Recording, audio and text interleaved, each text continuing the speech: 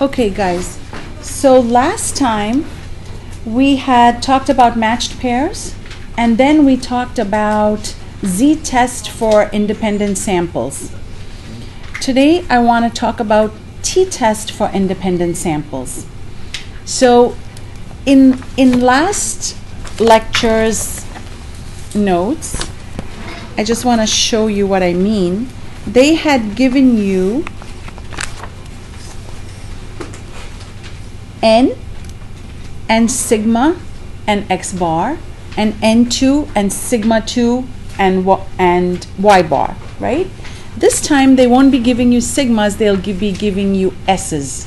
That's the difference, okay? So let's begin. Let's say that I want to compare means for independent samples.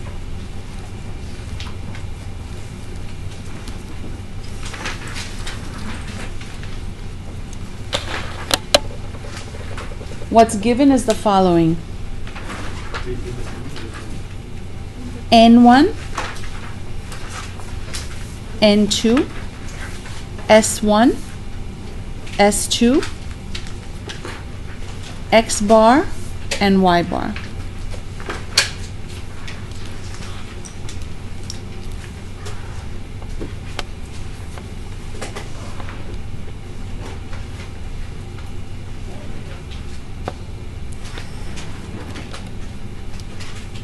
That's what they will give you. So let's make up some numbers for this stuff.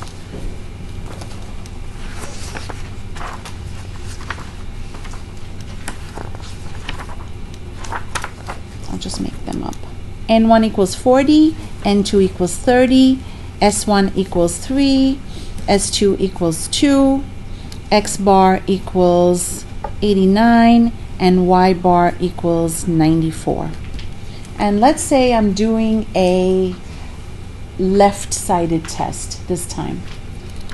So H naught mu x equals mu y versus HA mu x less than mu y.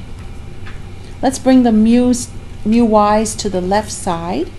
So you have mu x minus mu y equals 0 versus mu x minus mu y less than 0. Left-sided test. Left-sided t-test. And it's t because they're giving me s's.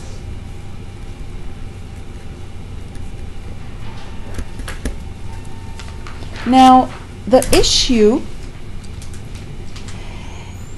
is that this was my test statistic last time around.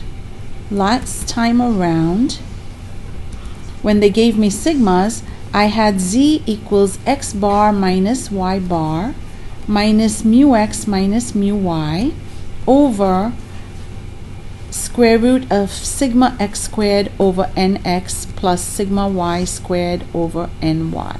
This was my old test statistic, z naught. I have to make modifications to the z naught to find t naught. So if this were to be t and not z,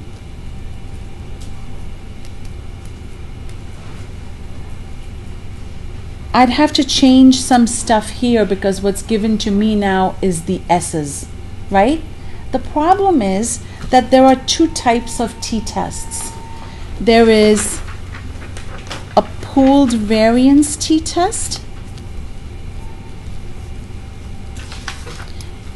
and there is an unpooled variance t-test, which is called Welch-Satterthwaite.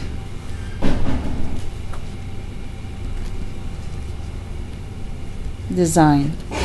So you could just remember it as unpooled variance t-test. The thing is, I have to decide if I'm going to do a pooled or an unpooled. So the question is, how do you decide if it's pooled or unpooled?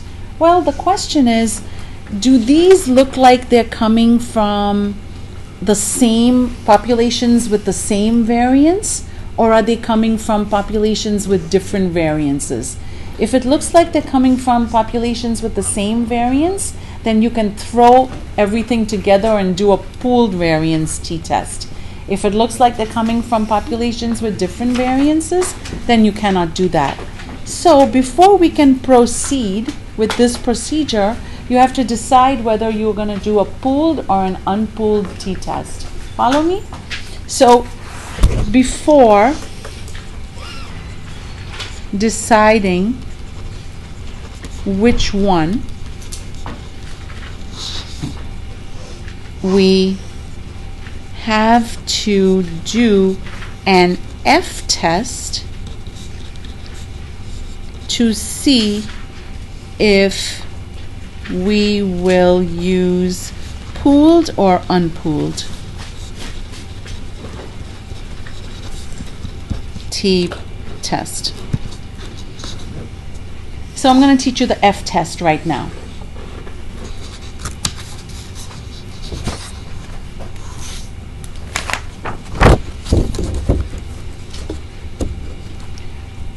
F-test for comparison of variance.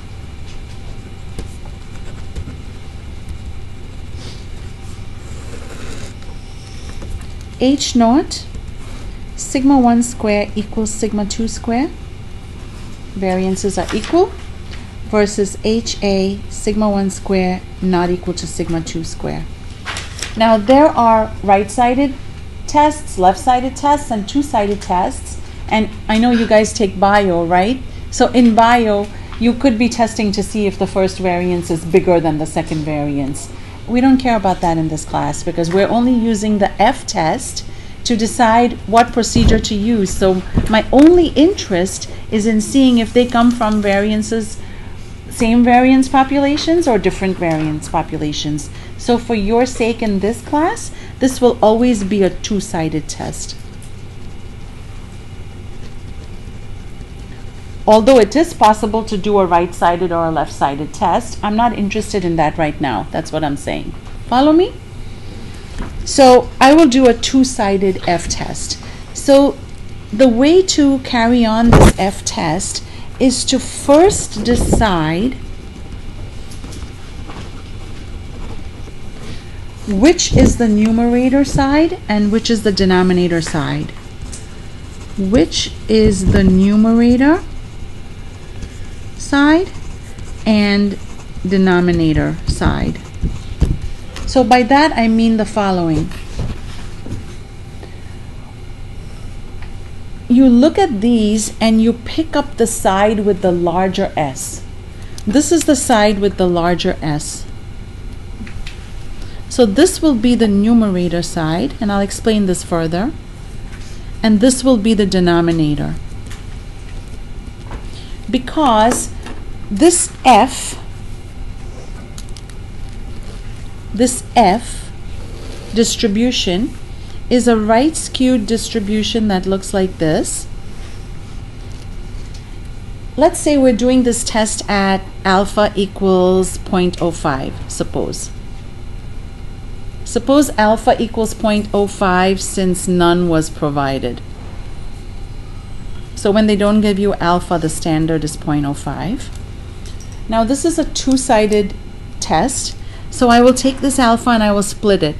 0.025 here and 0.025 here. The issue is that this F distribution starts at 0.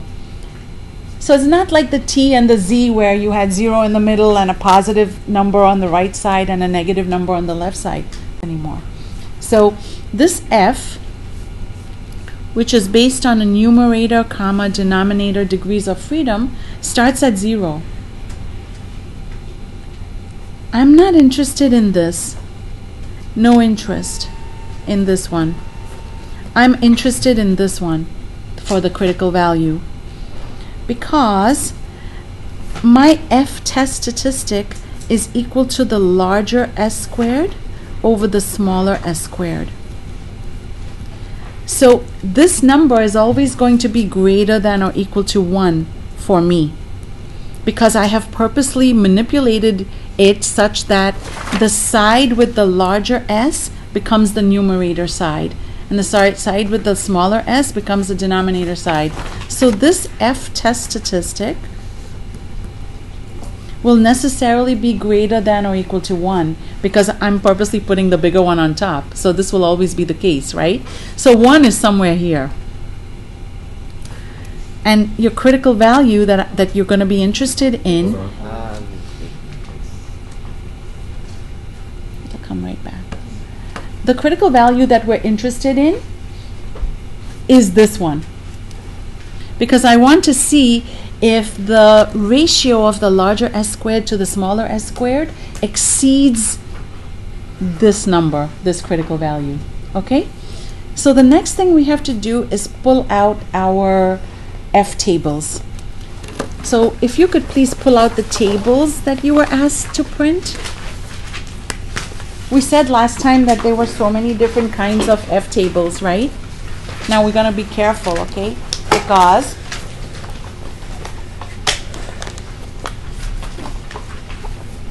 this is 0.025, it's alpha over 2. I won't go here. This is the first F table that I see. It says F table for alpha equals 0.05. Why don't you change it right now on your F table to alpha over 2 equals 0.05? Because they're talking about the area in the right tail, right? And they're calling that alpha, and we're calling that alpha over 2.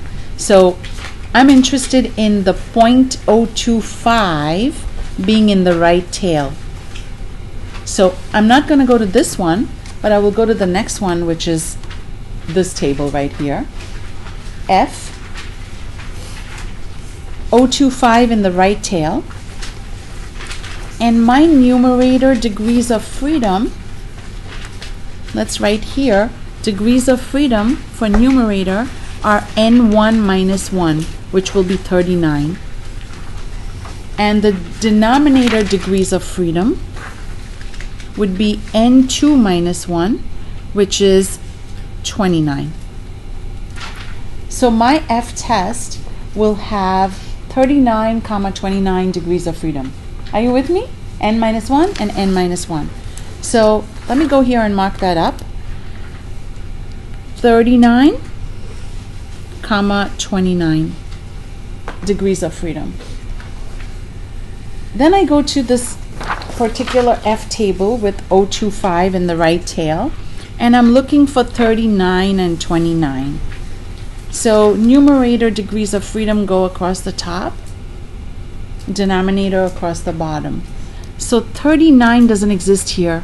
I would have to pick up 30 because I have to round down, right? So 39 is not there, so go with 30, and 29 is there.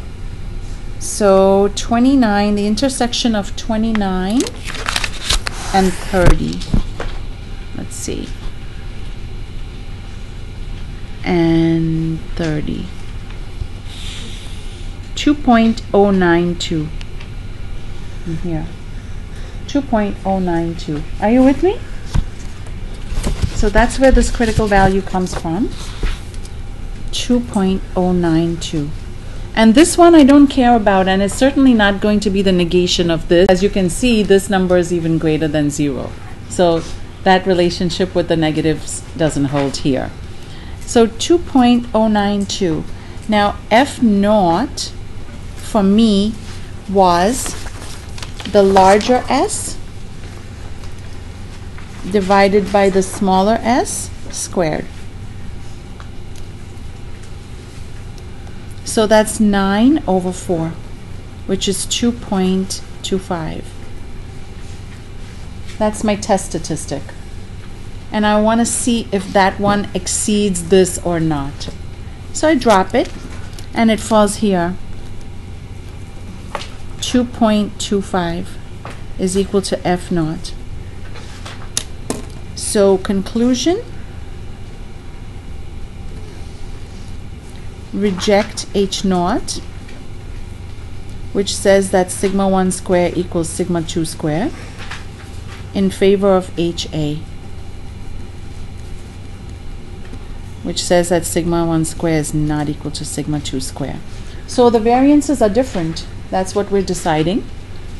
and therefore you cannot pool them.